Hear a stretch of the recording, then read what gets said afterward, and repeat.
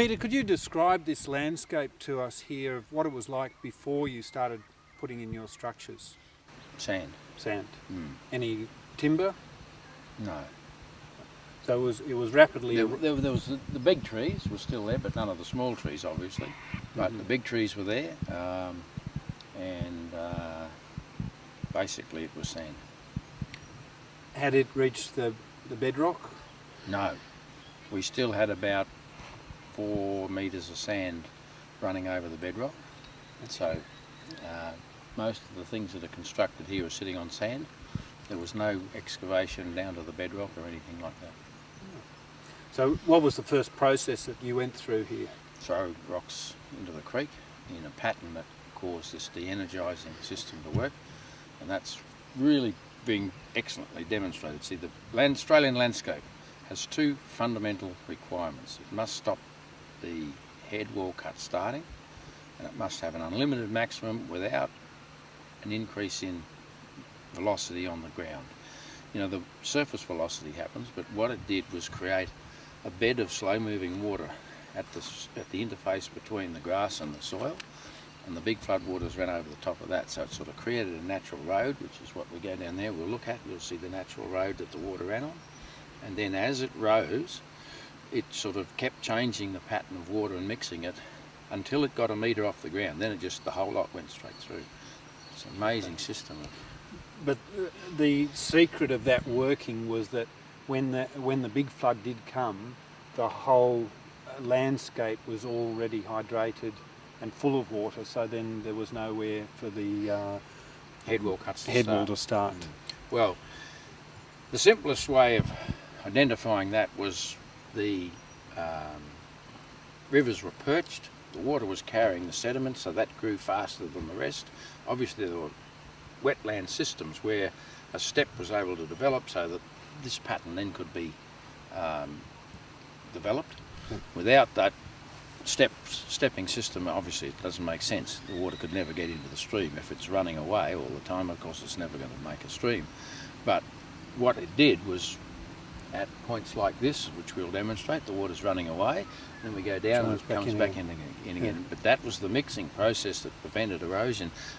Because the stream line was above the rest, it meant that only a minimum flow could get in the streamline, and then it spilled out across the floodplain and did this mixing process. The landscape obviously built itself, and it built itself on plants and on a fertility basis.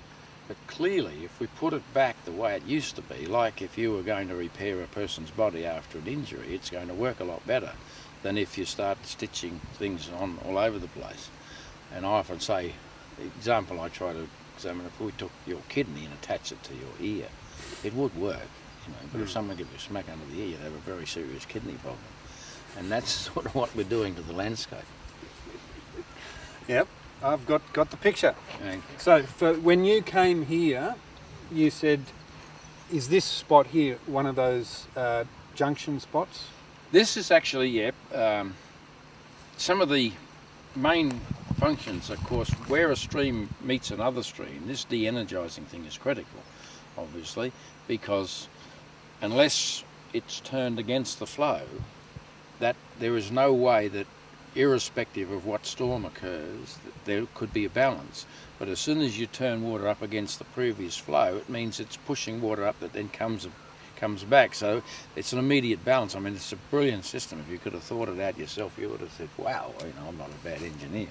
Yep. But this landscape had all that built into it, and we just ignored it. And, you know, my hope is that we actually start getting bureaucrats, engineers, land managers, all understanding that we don't have to invent anything new. We have to learn how to manage it, we have to know how to build it.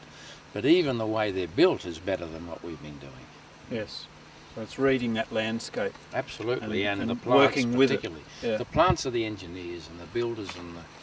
What was the first process that you saw happening here? Was it these weeds? It's always, weeds are, if we're trying to rehabilitate a landscape, weeds will do it 1,000 times faster than the tree. And a couple of cycles now, we didn't actually get good cycles of weeds just in this particular piece, so it's still a long way behind what we're looking at behind us. and on the other bank. Everywhere the grass is now there would have been a circumstance like these weeds are today. And next year you'll see that situation there. So what we have here, Peter, is you've placed a whole lot of rocks in here into what was a degraded creek stream. Absolutely, this was just a sandbed stream. These rocks, I got into trouble because they were so-called untidy, but in fact they are de-energised to such a degree that these trees, when we planted them at that size, were able to survive a number of different floods, because we've had, you know, probably 8 or 10 flood cycles since this was put together.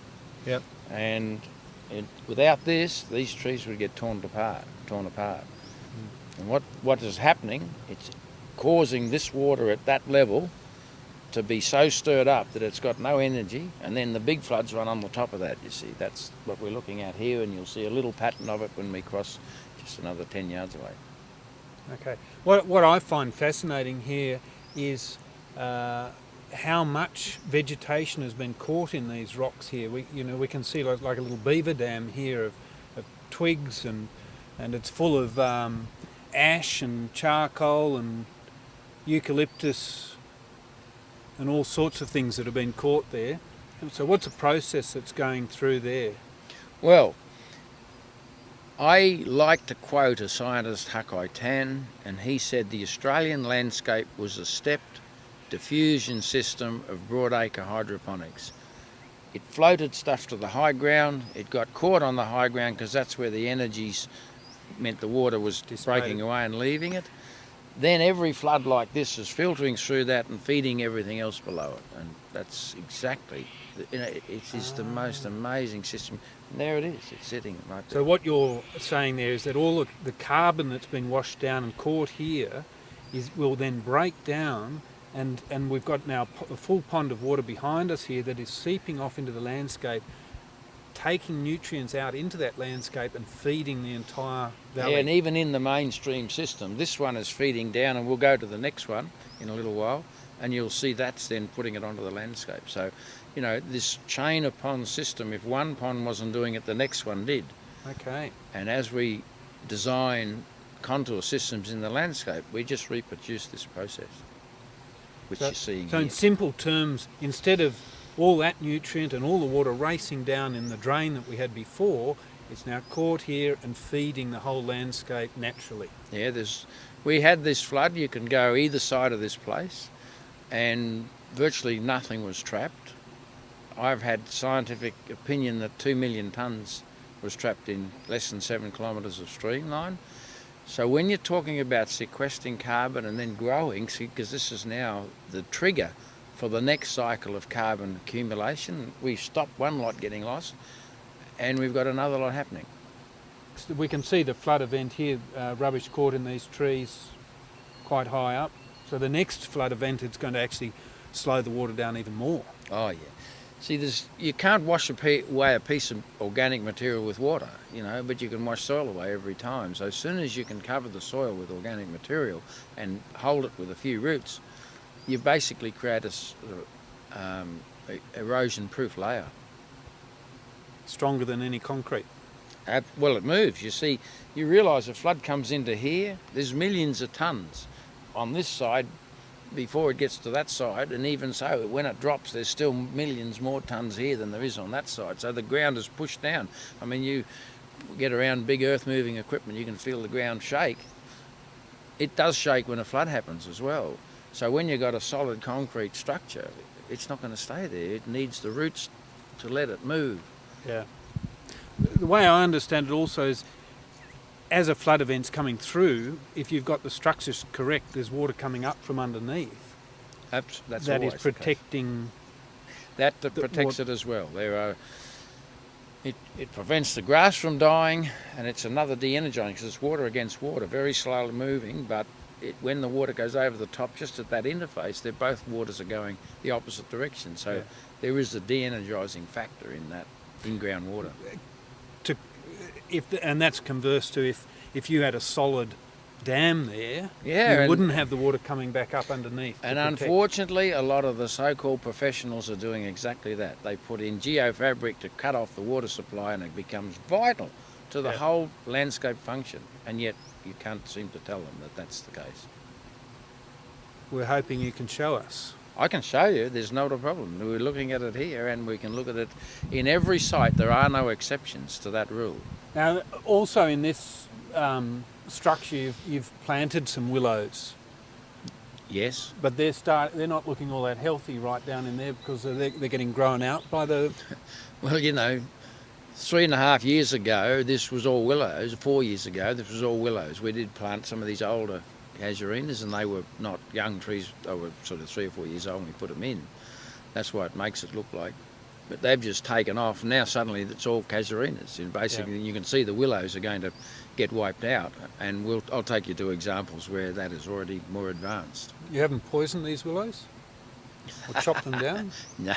No, these fellas, I don't know what they do, but they can live in the root ball of a willow tree, and after 20 years the willow says, it's too hard for me here, I'm giving up.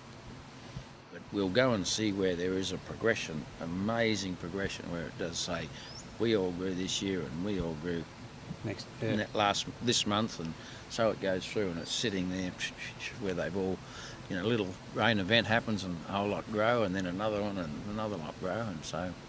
Oh, let's go and have a look at that. Okay. That plant, from when it flowered to now, which is less than 10 days, will double its weight. Okay. So how can you convert that? You can't do that with a tree or anything, you know? Yeah.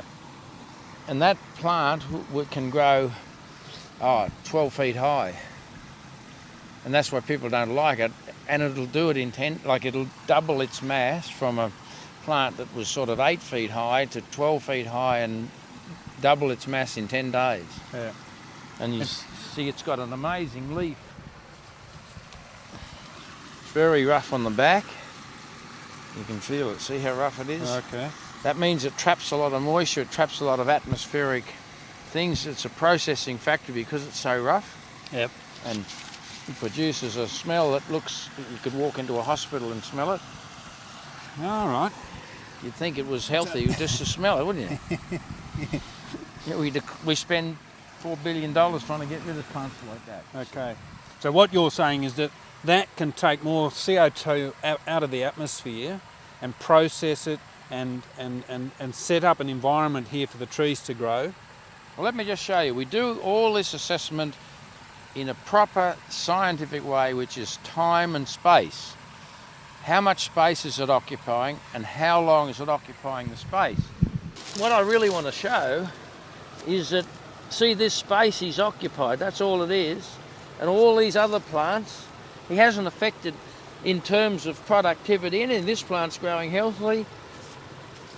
That's not that, no, that's him. But see, these are all unaffected around him. So he hasn't actually taken up any space, he's just pushed them aside. Yep. So on a time and space thing, you can't get anything so efficient. You get a tussock bush or anything like that, it takes this much space, and it's got a very small amount of green surface area for a very short time of the year. This fella's he does it all in, his biggest production is 30 days, when he actually goes into an exponential growth, and he really doesn't occupy any space. Yeah. They're all sequestering carbon, they're bringing minerals up, they're breaking this organic material down, they're doing everything that the environment has to have to go to the next stage. You see, here's another weed going in underneath there, see that? And see how much space he took up? Yeah. None. And it's a nice... There's a real medicine plant. All right, that smells like a mint. Yeah, but it kind of smells healthy. You know, you go in and they've just scrubbed the floors, and it smells like, oh, hell, I've gone into somewhere that's cleaned up here. Mm. And I think this is what they're all doing. They're actually cleaning the environment, ready for the next cycle to happen. Nice, healthy little hospital here. Absolutely. If we take this example of what weeds are doing to a pasture, and we look at this and we think, oh, what a mess that is. And then we just sort of decide that we'll pull them out.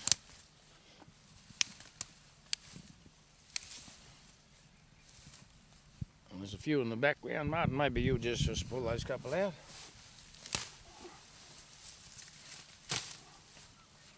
Now you see, you can't say that there's any less grass there than there is anywhere else in the paddock, and yet it looks perfect now. Well, there's a couple you didn't get there. You're getting a bit more slack with your farming, but we'll let you get away with that. That's all right. I think people can see the example. So we then go on to understanding that there's not just one type of grass here. There's about 4 types of grass growing in this area, and we know that's kikuyu. It's not fancy. But the fact is that because it's got so much carbon available, when a frost hits this, you'll have ryegrass and clovers and some of the best pasture. I've had a system like this where I had somebody go and do a test, and it was way over 20% protein, the mixture of clover and grass growing in the residue of something like this. Well, I can see from here that these grasses that were growing underneath the weeds are taller, healthier than those ones out there where there are no weeds, and they've actually started to yellow off. Oh, absolutely. You know what I mean? And it's everywhere. And the next really supporting piece, if you put cattle in the paddock where there are weeds, you very quickly find they eat all the area around the weeds first. Oh, they'll often go and eat the weed. Oh, they do too. Of course they eat the dry weed. They'll eat that out, certainly, because every plant has either got a thorn on it, not every plant, but 90% of them that we call weeds have either got a thorn on them or a tannin in them. And once they're dead, the dew softens the thorn and they're more edible than most grasses because their sugar rating is double what grass has got. Or the tannins oxidise and then once again they're edible. So we're talking about looking at a paddock and saying, well, that's Mahé Reserve and this is the green cycle. And everything needs a bit of dry stuff with their green. Yep. So without the weeds, we've got an unbalanced system. You see how wet the grass is there you just pulled up? Yeah. It's soaking. That's the daily water cycle. That's the daily water cycle. Now that plant is not going to need water out of the ground until that's dry. Because it's able to... 10 past 10. Yeah, so, and you'll find if we get back here this afternoon, by 4 o'clock, it'll be damp again. So it's only used water for 4 or 5 hours, maybe 6 hours of the day at the most. And that's a fairly small amount. And of course, it'll get it all back again if the system stays and the day's calm enough. So effectively, the water here is just being recycled time and time again. The same water. Leaving, and this is the most important, the environmental capital, this nice black soil, more and more accumulating on the surface. Okay. And this is where you're looking at this sorrel that's growing at the base of it that is looking quite healthy. And you'd go... Wait a minute, you're missing this one. Look at the ryegrass growing between two of them. Oh, look at that. That is a ryegrass plant. Look at that, shiny. In fact, there's not one. There'll probably be... There's a number of them right in amongst these roots, and they'll just wait till that plant is finished, and then as soon as the winter gets here and the frost knocks them out, see, look at this one, there's another one. I wonder where they came from, because out here where there's no weeds... They won't grow. No, of course they won't. That's the stupid part is that because the animals can't eat them, look how many there are in here. I'll just try and get the rest out. And they're all growing right in the root ball of the weeds, shiny, and they're beautifully healthy. You know, now what are we going on about in so-called science? I'm pretty rough at doing this, but anyway, we've probably got we've got enough to you know. There's 4 very healthy ryegrass plants in one little nibble. It's a classic ryegrass plant with a purple stem, nice shiny leaf, and there was at least 4 of those hiding in that sorrel plant underneath. Underneath where this weed. You know, we've got so much brilliant science that if we looked at landscape process and applied the science, we wouldn't have an argument. There wouldn't be a problem. But we tend to reduce it to a reductionist and a non-functional cycle, analyse a plant in a pot outside of the rest of the system, and then we get all the information about the plant, but nothing to do with how the system works. And the second thing is, tell me who's going to pay to analyse the productivity of this plant? Not a chemical company.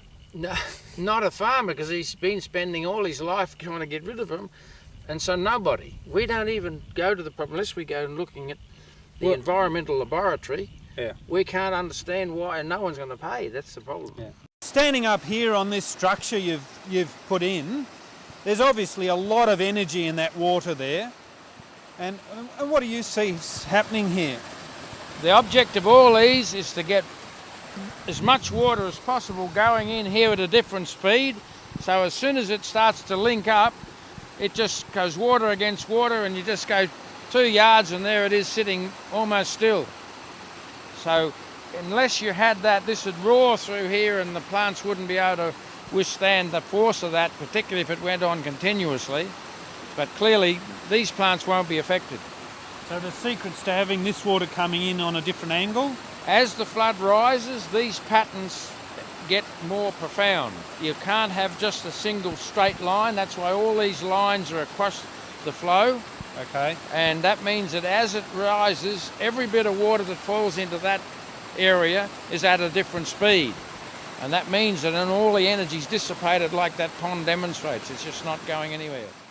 What's happening to the carbon that's being washed down in that process? Well, as soon as you can get this lesser energy, obviously the plants can live there, and they'll just send roots into that water and start sucking it out. So that these steps, the steps in the Australian landscape, were absolutely vital for water purification.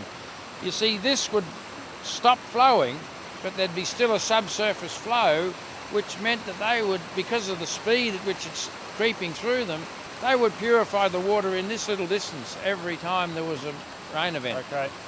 And that's getting the oxygen in there. Does everything. It does all the things that the environment wants. That's why it looks so healthy. Yeah. Well, we can definitely see from here that the plants below here are extremely lush, green, healthy, that even the weeds. Well, look at these young trees compared to the older trees. You know, they just look, oh, yeah, I'm going somewhere. Yeah.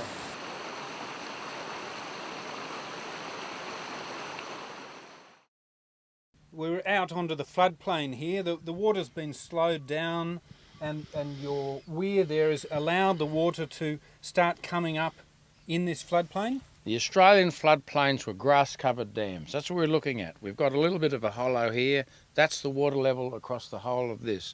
The grass is then able to reach down to the water, bring a biological balance to the surface, and maintain surface fertility. It can't then be leached. If it rains, it can only fill to the water table. But the plant can always reach there and bring fertility back to the top. So suddenly it goes from, as it is with nice heavy black soil. So that was deposited here in that flood in Yeah, but November. it stays on the surface simply because it's sitting on top of the water table, and we go back onto something that this is how it started. Started as sand, and in one flood and a few plants, and it goes to that in just months or even weeks. And of course this happened partly in a day, but there's a processing thing from that to this to grassland, and it can happen in 6 weeks easily. Okay. So the process, when you first came here, this was sand was getting washed down through covering everything. floods. It was just covered in sand, because the first issue is, as an environment degrades, doesn't matter whether it's a desert or it's a creek that's gone to a desert. Once you've got a moving sand body, it's really hard for plants to get established. Once you can set a system up and stop the sand moving, then this is the result. Okay, so there was no nutrients in that sand. No. There was no water in the system because it was draining out. Yeah, this gets washed out like putting it through a washing machine. All the organics gets washed out, and you can't stop it. As soon as you stop the sand moving, then it starts building organic matter, and the plants. And the steps that you went through were first by putting the rocks in the creek base. Absolutely, yep. Slowing the water down there, allowing it then to flood out across here. Yes. Drop the nutrients, then nature took over. Absolutely. But, you know, we're only redesigning what used to be here. It is definitely not possible, I believe, to do much better than the Australian floodplain system used to be, you know. And I keep saying people think it's really expensive. But we must remember it happened automatically and cost nothing and required no management except letting the plants do the job. And we don't seem to be able to get to that today, to that understanding. We're here on some a very large amount of rubbish that's been picked up through the structure. Can you first start with the base structure that you did here? Well, really, this one was to demonstrate that it can all be done with vegetation, but there was 2 rows of rocks that I actually laid grass on, kikuyu grass and a few mixed grasses, and but they were set up in, you know, I often explain to you this pattern. Yes. They were set up in that pattern like the water so. flowed through them. Yes, yep. And so that allowed them to stay. I did plant reeds in a chain of ponds, so from here where we're standing to about 50 yards down, there's a natural miniature chain of ponds, wetland system. Like this would be exactly what Sturt talked about, being 50 miles wide and 50 miles deep. And of course, every flood event, this would happen at the head of the chain of the wetland. All the coarse vegetation and stuff would be filtered, or floating vegetation would be filtered out. Yep. And then, as you can see, the water is trickling through it and feeding the rest of the system. Okay.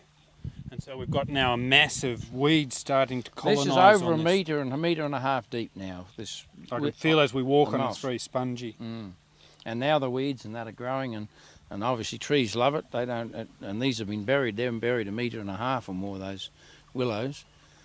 And it doesn't matter, there's a casuarina over there buried just as much. But it's got its roots in that mulch now, and so it's got enough oxygen to... Absolutely. See, it's standing in water, but it has got that roots, yeah. It has got that. So as they grow, the natives can do it, provided there's a lot of mulch. Yeah. As soon as we take the mulch out of the system and they are caught at water level and they don't have those roots in the air... The roots can't breathe. That's right, and then they go. So below us here, just through a very simple structure, you've created an absolute jungle of vegetation that has caught hundreds of tonnes of vegetation matter here and made a mini weir. Which is triggering carbon sequestering in a massive amount, and we'll go down further. In fact, we can go to the bottom of this next step and you'll see that what is here has just got a huge carbon sink happening. Okay. I mean, this one is only the trigger, the foundation for carbon extraction from the atmosphere. And the Phragmites that's gone berserk there is... the best example will be when we know what's behind, and if we move from here to see what the result is, then it's self-explanatory. And Peter, when we turn around and look upstream, there's none of this mass, well, none of the vegetation has been caught. It's a fairly open stream there. We see a willow growing in the water that's looking very healthy, but there's no casuarinas or tea tree growing in it. No, you won't. You won't get them growing in that side. And they have, at times, there has been millions growing in there. That's just up there where we're looking, is where I found 120 in a square foot, just about 50 yards up. Okay, and they were growing in the base, but now they've been flooded. They've just been flooded and they die, yeah. And so, you know, you can put them in here and they will live, because once you get to where the water's starting to trickle, they'll live. But while it's ponded, even though you know that water's all moving, it's the pressure has got to be the only thing that varies. Okay. And yet the casuarinas that are growing on the side there, they're now getting the pressure from the water in the even artificial the other trees. stream. See, there's a whole series of tea trees there. They're getting pressure from the artificial system. Okay. So they will now be flood-proof as well. Fantastic. People in the city would pay a fortune for that. Absolutely. As I said, you know, Jerry probably got 1 million tonnes of just that. The rest was clay. If it was only worth $50 a tonne, which it would cost to carry it here, he's made $100 million. Not bad job. Of course, he's very appreciative of that. Oh, absolutely. And this is what Sturt described when he came to these wetlands. He said these are not rivers. These are not rivers as we understood them to be in England. They appear to be a series of wetlands, exactly what you're seeing, about every 150 miles out on the plains of the Murray-Darling system, 50 miles across and 50 miles deep, which Hucko described. We just saw all the mulch. A step diffusion system of broadacre hydroponics. Now this last flood came through and pushed reeds over, which would now be 14 feet high down there, and the plants just grew back again, and all this has grown, this little piece, since January 1, when it was all flattened. The 1st of May, 5 months. And you can see when they first came, if this was 50 miles high, wide, and 18 feet high, which a lot of it was, fairly impenetrable. Well, if you didn't know whether there was alligators or whatever in there, would you go in that far? No. So you put a fire through it, let the stock in. Actually, what actually happened, the riverboats really wrecked those areas. They were too extensive for the stock to be so damn. Stock did these small areas, and then the riverboats would burn out the reeds in the wintertime, and then they didn't realise that they were destroying the whole system. They see there's enough flotation in there for a paddle boat to go through. Okay. And there were deep channels, but the reeds were able to keep enough water 4 or 5 feet deep that the paddle boats could work through. And then, of course, when they burnt them out, then let the head wall cut go, and the whole river crashed, within about 15 years. Yep.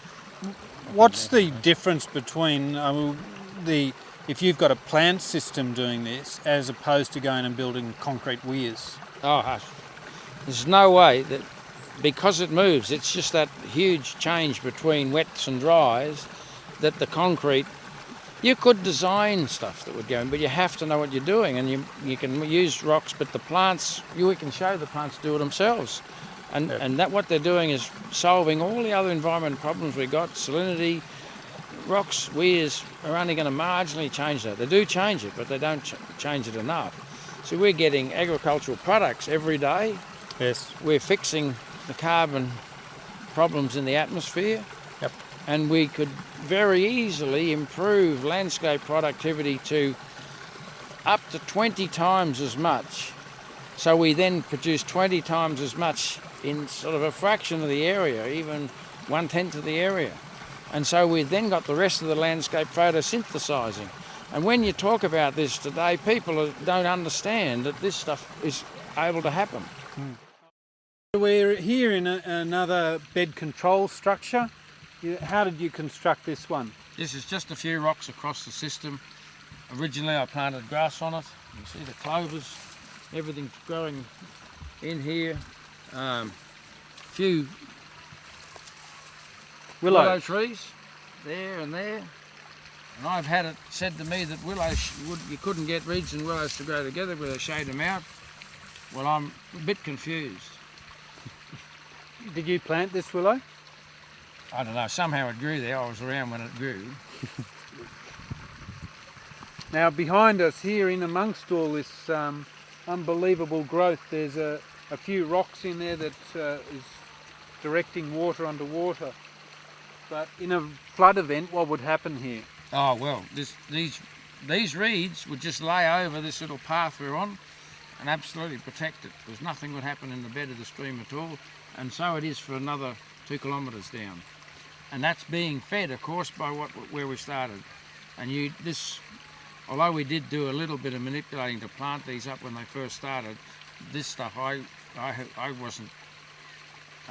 didn't expect the speed at which this has grown, because we've gone through 3 years in drought, 4 years of drought in the process of getting this to grow.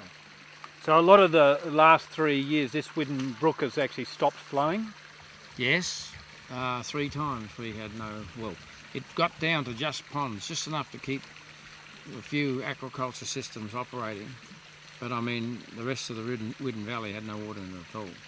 Well, instead of this being a sandy base of a river, you've got a lot of carbon getting caught and processed here. You couldn't even gather how much. When we looked at the patches, you could still see. Just imagine how much is in these reeds through here. Yeah, and that's 2 metres of growth that's happened in the last, the last big flood event. Yeah, but all that mulch that we were looking at that was visible could easily be in the bed of this carbon, the same as the other lot we looked at. I just have not been able to go through and assess it all. We're standing here on what was a sand-bedded creek base. Well, if we wanted on the creek base, it was out there a bit more, just about the edge. This has been deposited in a couple of flood events which dug out this pond, built a terrace in amongst the vegetation below, so it actually brought the whole creek up nearly 2 metres, 1.5 metres. Although that's quite a deep pond, it's a couple of metres deep. But that's a de-energising pond which the water tumbles into, because back there the reeds, they hold the water for a certain length of time. Then because they're living in their own residue, they don't seem to have the power, and then they start building a hole, and then they have a different groups of plants live all around the pond. The pond becomes a de-energising system, and then you'll find you go from Kumbungi that's there, Phragmites that's here. Yes.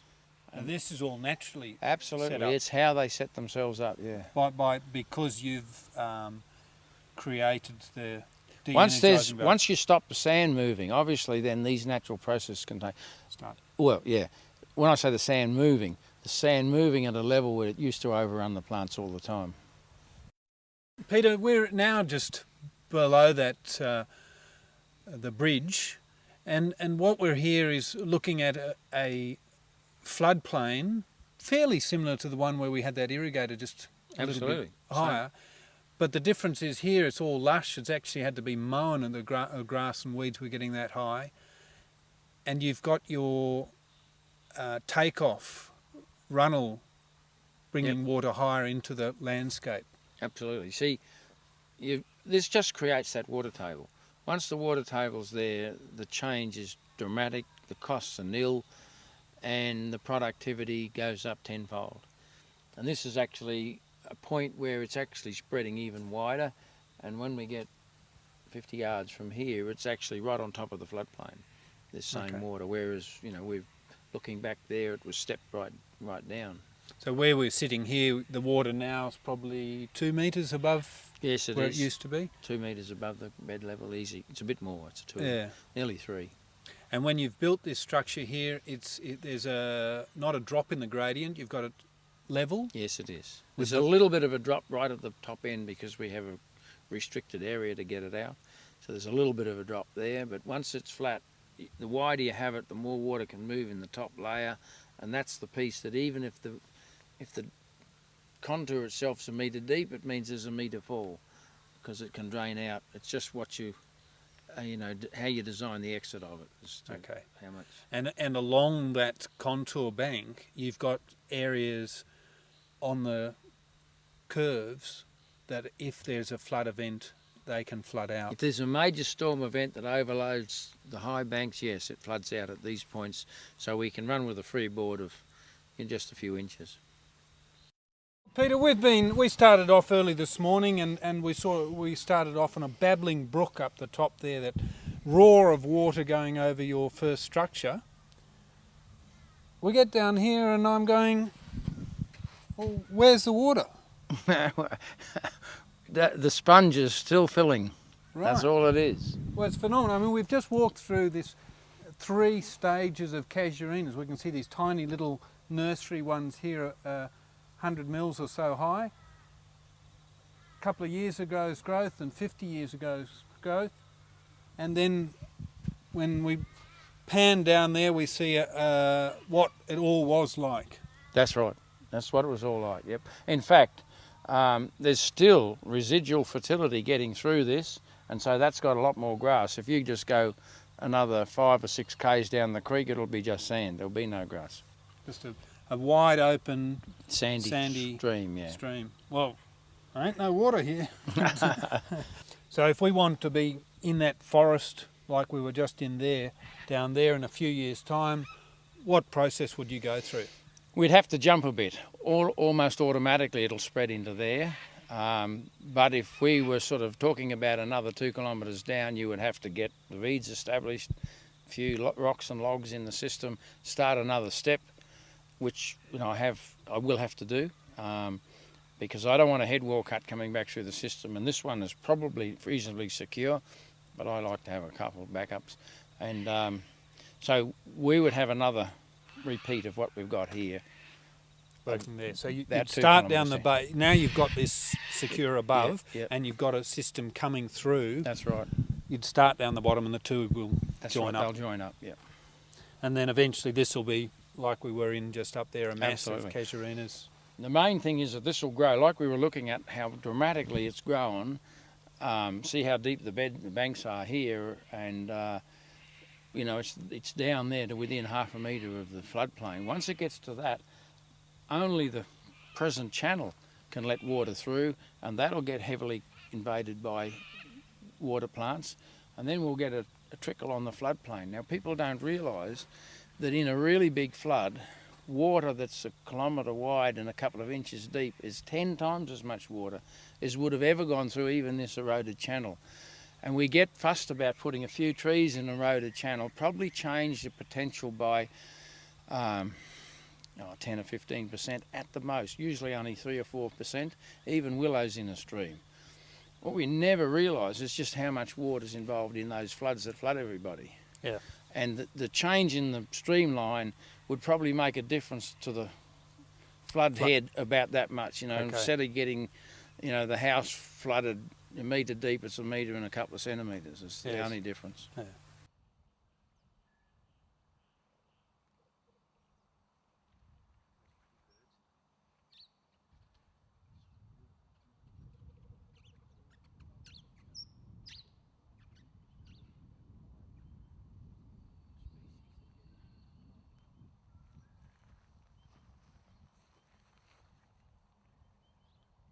Well, I think it's great that the water did get through here,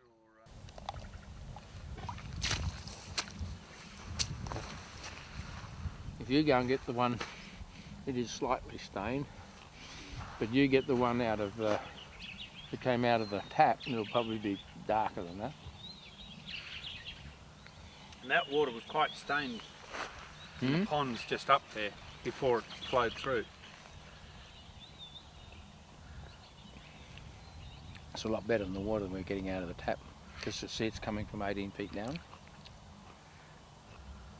You couldn't tell that from...